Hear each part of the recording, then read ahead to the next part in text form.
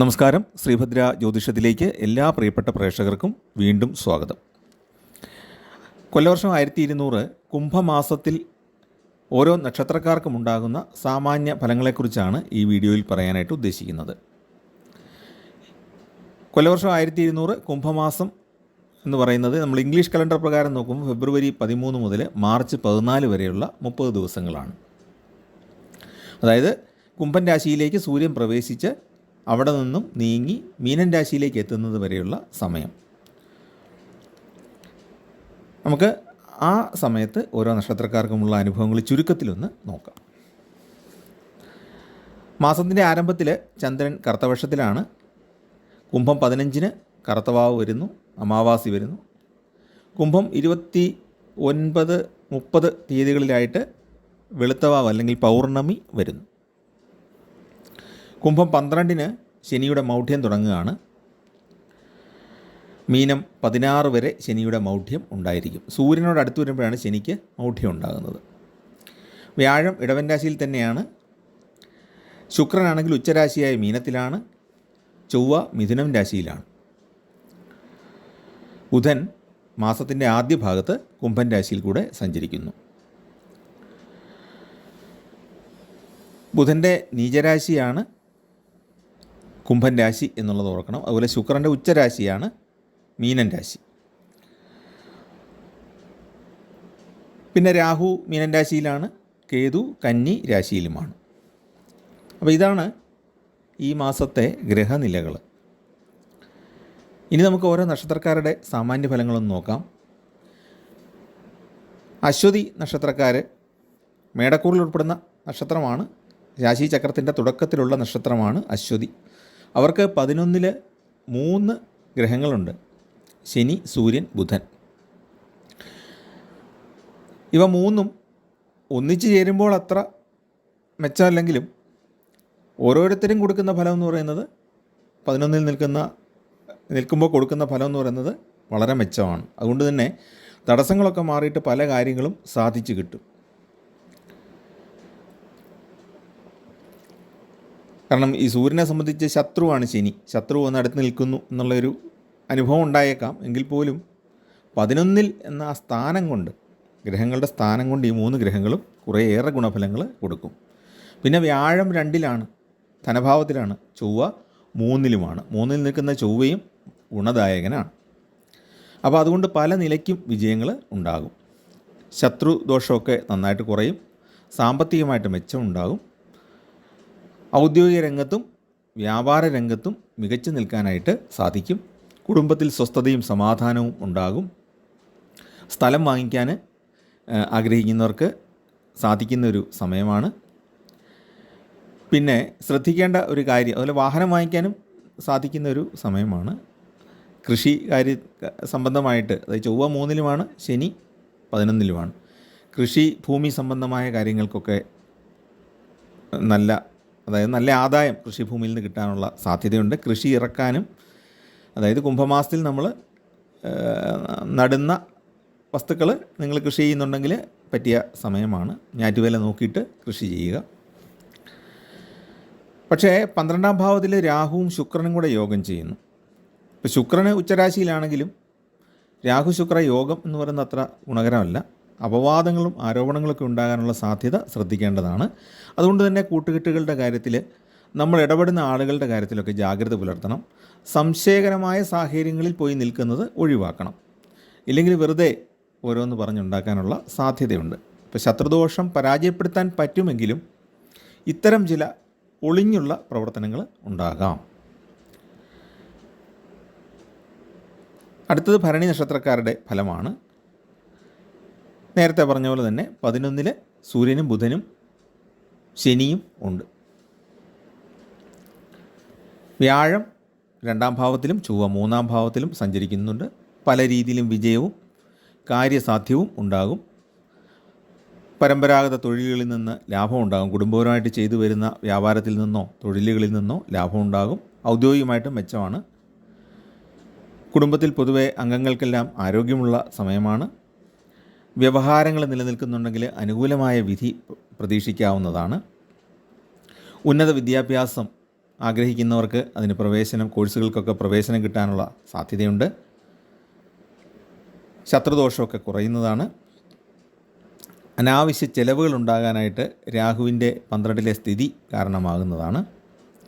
പ്രത്യേകിച്ച് ഈ ആഡംബരങ്ങൾക്കോ അല്ലെങ്കിൽ അങ്ങനെയുള്ള വലിയ യാത്രകൾ, നമ്മൾ ടൂറ് പോവുക, അങ്ങനെയുള്ള കാര്യങ്ങൾക്കൊക്കെ വേണ്ടിയിട്ട് പണച്ചെലവുണ്ടാകാനുള്ള സാധ്യതയുണ്ട്. അപ്പോൾ ധനത്തിൻ്റെ കാര്യത്തിലൊരു നിയന്ത്രണമുള്ളത് നല്ലതാണ്. പിന്നെ പ്രലോഭനങ്ങൾ പലതും ഉണ്ടാകാൻ ഭരണി നക്ഷത്രക്കാർക്ക് സാധ്യതയുണ്ട്. ഈ മാസം മദ്യപിക്കാനോ അല്ലെങ്കിൽ മറ്റേതെങ്കിലും രീതിയിലൊക്കെയുള്ള പ്രലോഭനങ്ങൾ ഉണ്ടാകാൻ സാധ്യതയുണ്ട്. അതിനെയൊക്കെ അതിജീവിച്ച് പോവുകയാണെങ്കിൽ ഈ മാസം വളരെ ഗുണകരമായിരിക്കും ഭരണി നക്ഷത്രക്കാർ. കുടുംബത്തിലെ വയോജനങ്ങളുടെ ആരോഗ്യസ്ഥിതി ഒന്ന് പരിഗണിക്കേണ്ടതാണ്. അവർക്ക് അസുഖം വല്ലതും വന്ന ഡോക്ടറെ കാണിച്ച് സമയത്ത് തന്നെ ചികിത്സിക്കാനായിട്ട് ശ്രദ്ധിക്കുക. കാർത്തിക നക്ഷത്രമാണ് അടുത്തത്. കാർത്തിക നക്ഷത്രം 2 കൂറുകളിലായിട്ടാണ് വരുന്നത്. ആദ്യത്തെ 15 നാഴികയിൽ ജനിച്ചവർ മേടക്കൂറിലും ബാക്കി 45 നാഴികയിൽ ജനിച്ചവർ ഇടവക്കൂറിലുമാണ് വരുന്നത്.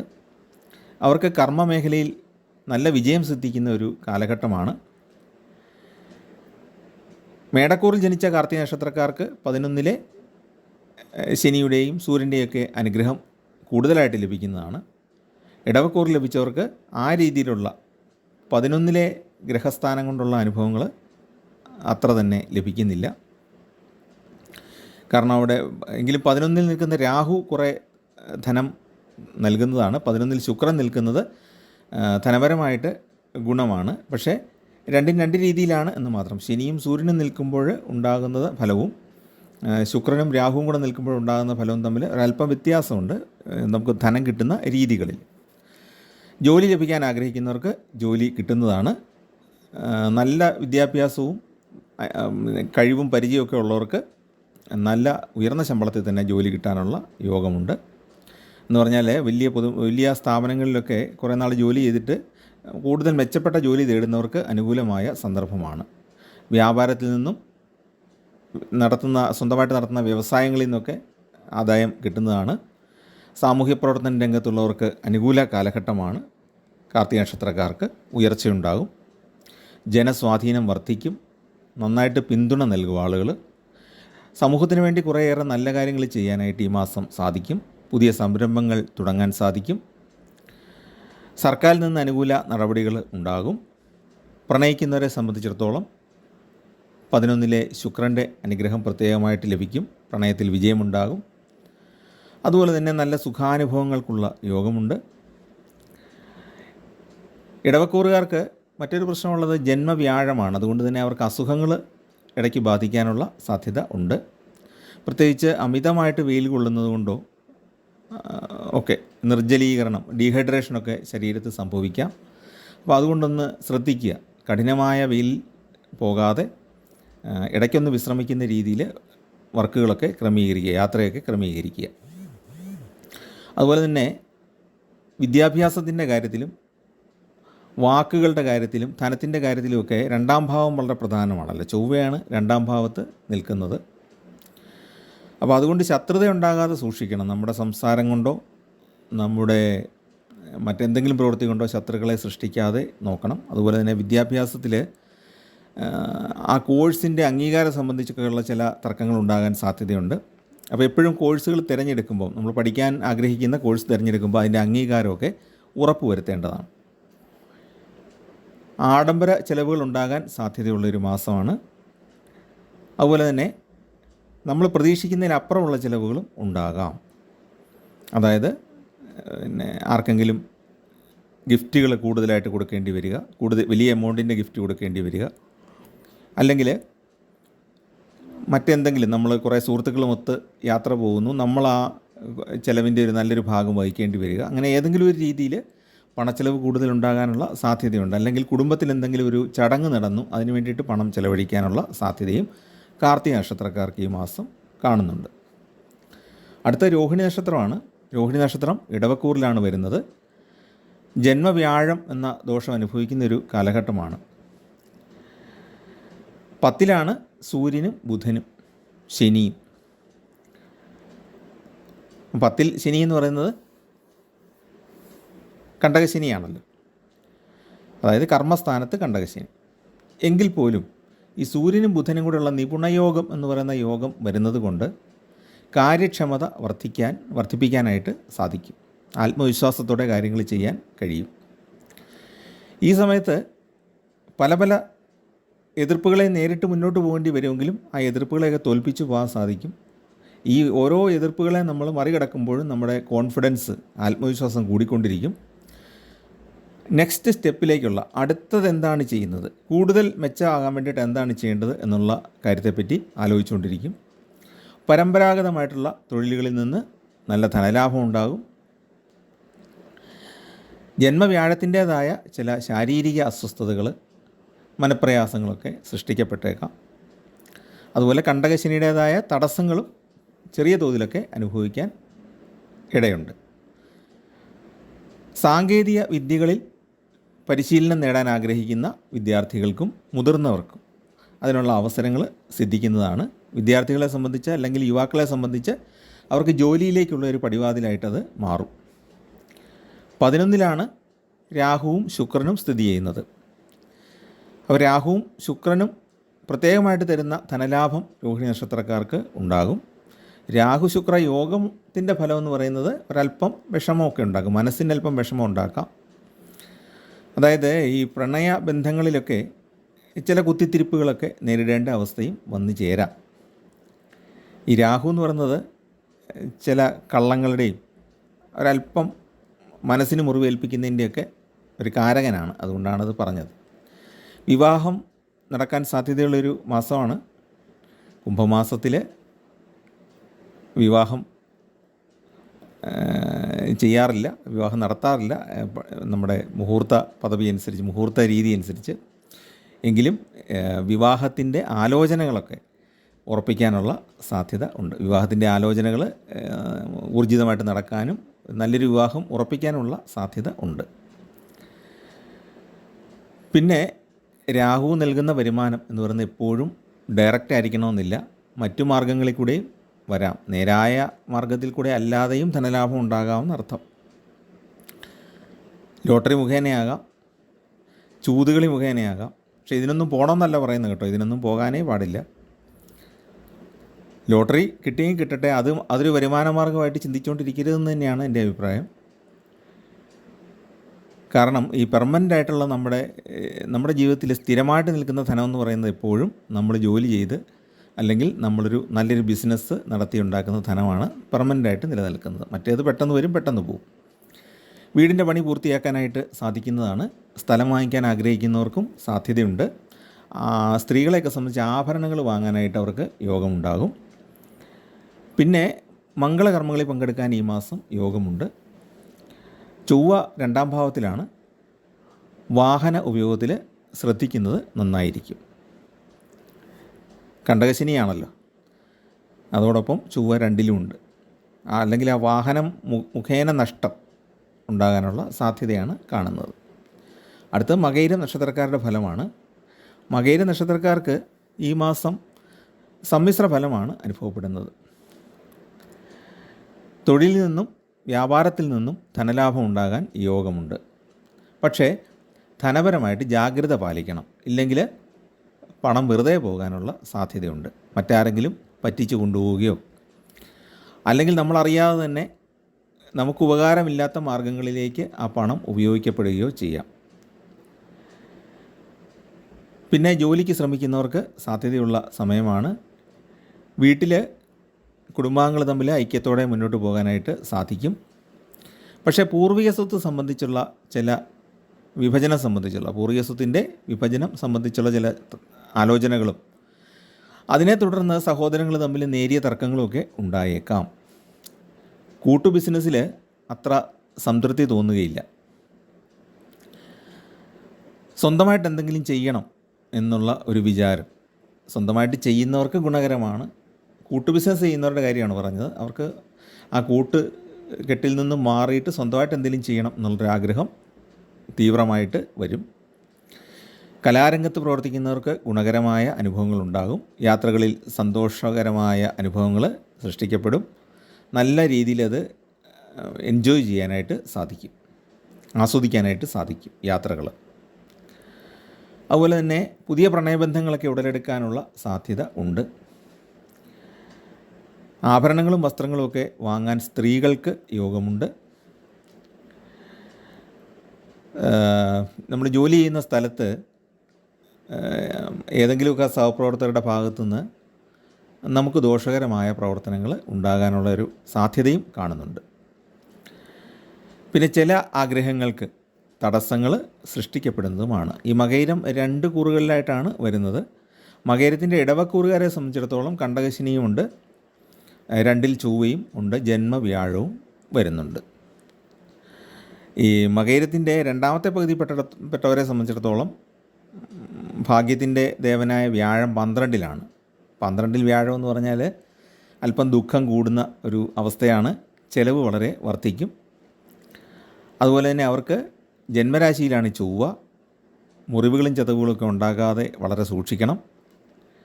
എപ്പോഴും ഏതൊരു കാര്യം ചെയ്താലും ഒന്ന് സൂക്ഷിക്കുന്നത് നല്ലതാണ്. പണം കൈകാര്യം ചെയ്യുമ്പോഴും സൂക്ഷിക്കണം.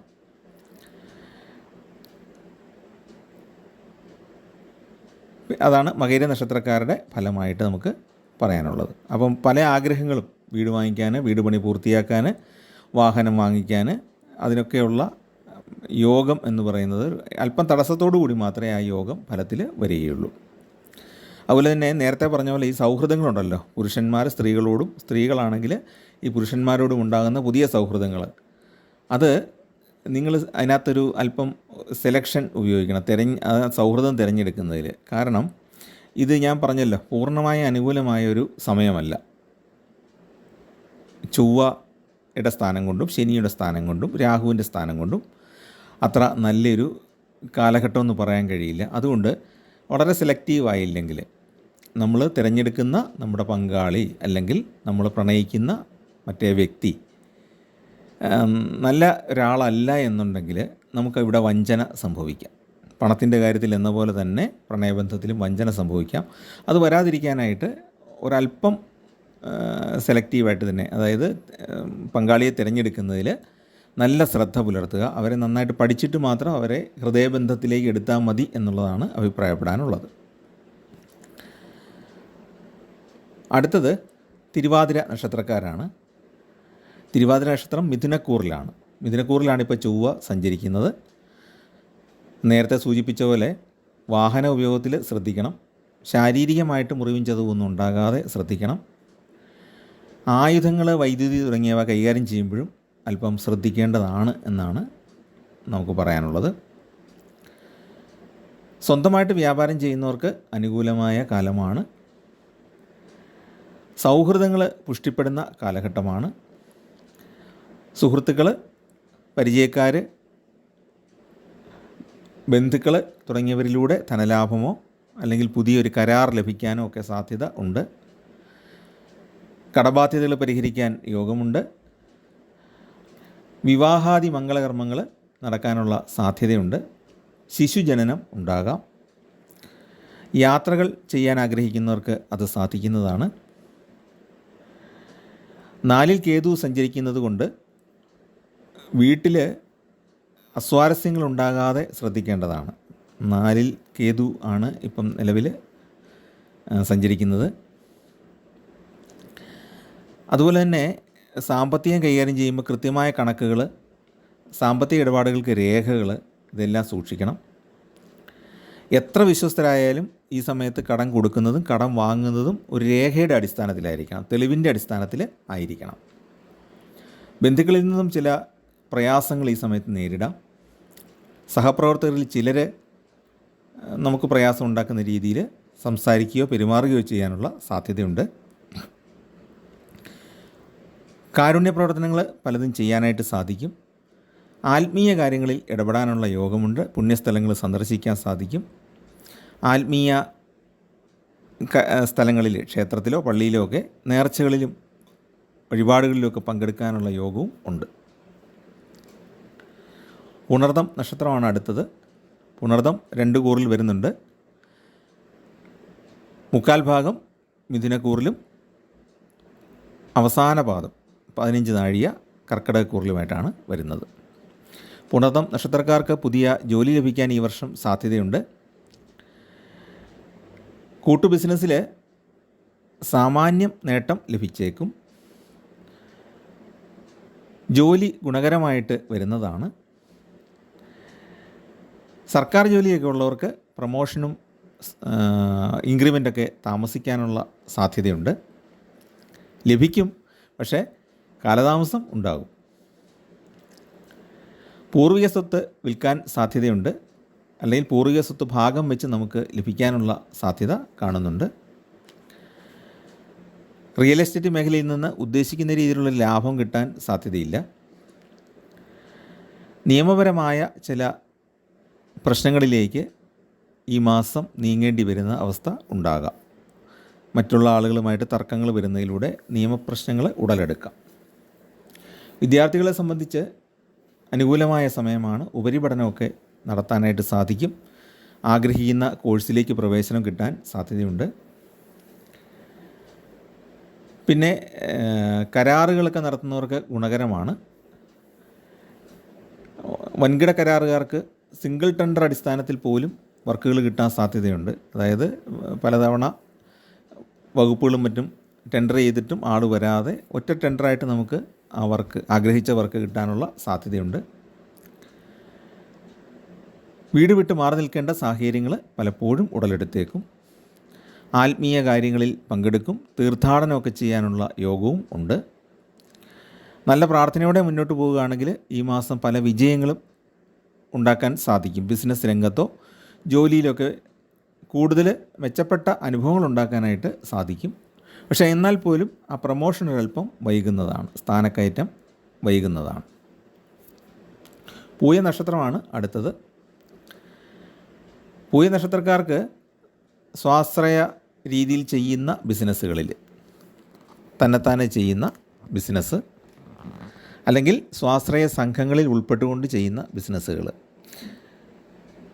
അല്ലെങ്കിൽ സൊസൈറ്റി ഉണ്ടല്ലോ, നമ്മുടെ ആളുകൾ ചേർന്നുണ്ടാക്കുന്ന കോപ്പറേറ്റീവ് സൊസൈറ്റികൾ, അല്ലെങ്കിൽ സാധാരണ സർവീസ് സൊസൈറ്റികൾ, അതിലൊക്കെ പ്രവർത്തിക്കുന്നവർക്ക് സാമാന്യമായ ലാഭം കിട്ടുന്നതാണ്.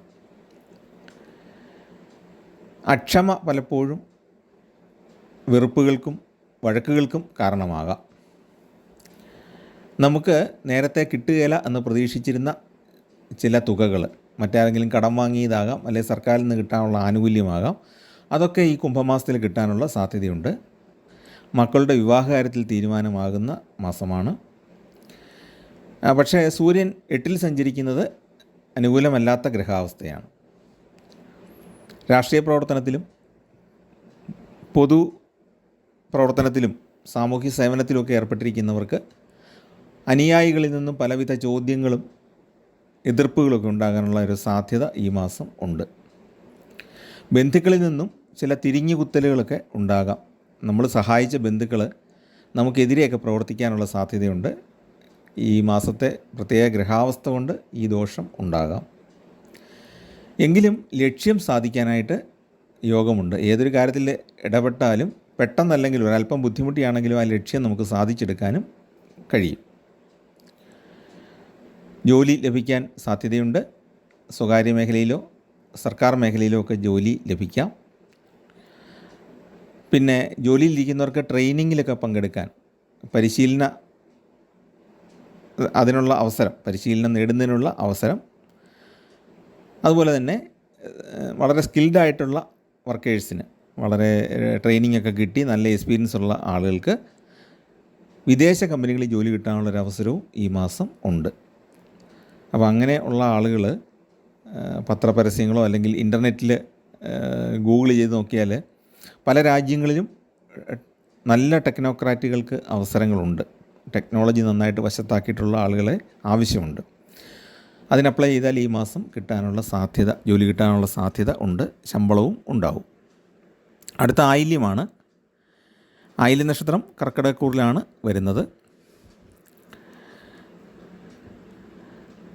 പിന്നെ സാമ്പത്തികമായിട്ട് കാര്യങ്ങളൊക്കെ കൈകാര്യം ചെയ്യാനായിട്ട് സാധിക്കും. വ്യാപാരത്തിൽ സാമാന്യമായ ലാഭം കിട്ടുകയുള്ളൂ. എങ്കിലും ആ കിട്ടുന്ന ലാഭം കിട്ടുന്ന ലാഭത്തിൻ്റെ ഒരു ഭാഗം ആ ബിസിനസ്സിൽ മുടക്കാനും ആ ബിസിനസ് കുറച്ചുകൂടെ വിപുലീകരിക്കാനൊക്കെ ഈ മാസം സാധിക്കും. നമ്മളുടെ ആഗ്രഹമനുസരിച്ച് തന്നെ കുറേയേറെ കാര്യങ്ങൾ ചെയ്യാനായിട്ട് പറ്റുന്ന മാസം. അത് അങ്ങനെ ഒരു പ്രത്യേകതയുണ്ട് ആയില്യം നക്ഷത്രക്കാരെ സംബന്ധിച്ച്. കുംഭമാസത്തിൽ ഈ സൂര്യൻ 8-ൽ സഞ്ചരിക്കുന്നത് ആയില്യം നക്ഷത്രക്കാർക്ക് അത്ര ഗുണകരമല്ല. ചില കാര്യങ്ങളൊക്കെ വൈകാൻ സാധ്യതയുണ്ട്, പ്രത്യേകിച്ച് അധികാര സ്ഥാനങ്ങളുമായിട്ട് ബന്ധപ്പെട്ടത്. സൂര്യൻ എന്ന് പറയുന്നത് അധികാരവും സർക്കാരും ഒക്കെ ആയിട്ട് ബന്ധപ്പെട്ടതാണ്. അപ്പോൾ അത്തരം കാര്യങ്ങളിൽ കാലതാമസം ഉണ്ടായേക്കാം. പിന്നെ മനസ്സിന് ഉന്മേഷം ലഭിക്കുന്ന ഒരു കാലഘട്ടമാണ്. ബന്ധുക്കളെയും പഴയ സുഹൃത്തുക്കളെയൊക്കെ കണ്ടുമുട്ടാനുള്ള യോഗമുണ്ട്. മംഗളകർമ്മങ്ങളിലൊക്കെ പങ്കെടുക്കാനായിട്ട് സാധിക്കും. പ്രണയിക്കുന്ന ആളുകളെ സംബന്ധിച്ചിടത്തോളം അനുകൂലമായ സാഹചര്യമാണുള്ളത്. പല തടസ്സങ്ങളും ഒഴിഞ്ഞു പോകും. റിയൽ എസ്റ്റേറ്റ് മേഖല അത്ര അനുകൂലമല്ല മുതൽ മുടക്കാനായിട്ട്. ഷെയർ മാർക്കറ്റിലൊക്കെ ഇറങ്ങുമ്പോൾ നന്നായിട്ട് ഉപദേശം തേടിയ ശേഷമേ ഇറങ്ങാവുള്ളൂ. നിങ്ങൾക്ക് നന്നായിട്ട് ഈ രംഗത്തെപ്പറ്റി അറിയാമെങ്കിലും വൻതുക മുടക്കുന്നത് അത്ര ആശാസ്യമല്ല. ഗുരുജനങ്ങളെ കാണാനുള്ള യോഗമുണ്ട്. അവരുടെ അനുഗ്രഹം സിദ്ധിക്കുന്നതാണ്. കുടുംബ സ്വത്ത് ഭാഗം വെക്കാനുള്ള ആലോചനകളിലേക്ക് പോകാനുള്ള സാധ്യതയുണ്ട്. അത് സംബന്ധിച്ച് ചില പ്രശ്നങ്ങൾ എന്ന് പറഞ്ഞാൽ ചില അഭിപ്രായ വ്യത്യാസങ്ങൾ ഉണ്ടാകാം ബന്ധുക്കളുമായിട്ട്. എന്ന് വിചാരിച്ച് അതൊരു വഴക്കിലേക്കോ ഒരു നിയമപ്രശ്നത്തിലേക്കോ പോകാതെ പരിഹരിക്കാൻ സാധിക്കും. പക്ഷേ ഈ ഒരു സമയത്ത് അങ്ങനെയുള്ള അല്പം മനസ്സിന് മുറിവുണ്ടാക്കുന്ന ചില പ്രത്യേക അവസ്ഥകൾ ഉണ്ടാകാം എന്ന് സൂചിപ്പിച്ചെന്നുള്ളതേ ഉള്ളൂ. അപ്പോൾ ഈ വ്യാഴം 11-ലാണ് എന്നുള്ളത് ഇവർക്ക് ഗുണകരമാണ്. ഇടവക്കൂറിലൂടെയാണല്ലോ, ഇടവൻ രാശി കൂടെയാണ് വ്യാഴം സഞ്ചരിക്കുന്നത്. അപ്പോൾ ഈ കർക്കിടകക്കൂറിൽ പൂർണ്ണമായിട്ടും വരുന്ന ആയില്യം നക്ഷത്രക്കാരെ സംബന്ധിച്ച് 11-ലെ വ്യാഴം ഗുണകരമാണ്. പൂയ നക്ഷത്രക്കാർക്കും ഈ 11-ലെ വ്യാഴം വളരെ ഗുണകരമായിട്ടാണ് വരുന്നത്. അപ്പോൾ അതിൻ്റേതായ ഗുണങ്ങളും അവർക്ക് സിദ്ധിക്കുന്നതാണ്. അപ്പോൾ സാമ്പത്തികമായിട്ട് ഈ ആയില്യം നക്ഷത്രക്കാർക്ക് വലിയ ബുദ്ധിമുട്ടുകൾ ഉണ്ടാകാൻ ഇടയില്ല. പിന്നെ വീട് വിട്ട് നിൽക്കേണ്ടി വരുന്ന അവസ്ഥകളുണ്ടാകാം. അതുപോലെ ഉദ്യോഗസ്ഥർക്ക് പ്രൊമോഷൻ ലഭിക്കും. അത് ദൂരസ്ഥലങ്ങളിലേക്ക് ചിലപ്പോൾ പോകാനായിട്ട് സാധ്യതയും ഉണ്ട്. കുറച്ച് നാളുകൾക്ക് ശേഷമേ അവർക്ക് തിരിച്ചു വരാനായിട്ട് സാധിക്കുകയുള്ളൂ. അപ്പോൾ ഇതാണ് ആയില്യം നക്ഷത്രക്കാരുടെ ഫലം. ഇപ്പം നമ്മൾ അശ്വതി മുതൽ ആയില്യം വരെയുള്ള നക്ഷത്രക്കാരുടെ ഫലങ്ങളാണ് ഇപ്പോൾ കണ്ടത്. ബാക്കി നമുക്ക് അടുത്ത അധ്യായത്തിൽ തുടരാം. ചാനൽ ഇഷ്ടപ്പെട്ടെങ്കിൽ ദയവായിട്ടൊന്ന് സബ്സ്ക്രൈബ് ചെയ്യുക. നിങ്ങളുടെ കൂട്ടുകാർക്കും ബന്ധുക്കൾക്കും അയൽക്കാർക്കും ഒക്കെ ഒന്ന് ഷെയർ ചെയ്ത് കൊടുക്കുക. എല്ലാവർക്കും നല്ല ഈശ്വരാനുഗ്രഹത്തോടെ, എല്ലാവർക്കും അവരവരുടെ കുടുംബദേവതയുടെ അനുഗ്രഹത്തോടെ നല്ല രീതിയിൽ മുന്നോട്ട് പോകാൻ സാധിക്കട്ടെ. കുംഭമാസം ശുഭകരമാകട്ടെ എന്ന് പ്രാർത്ഥിക്കുന്നു. നമസ്കാരം.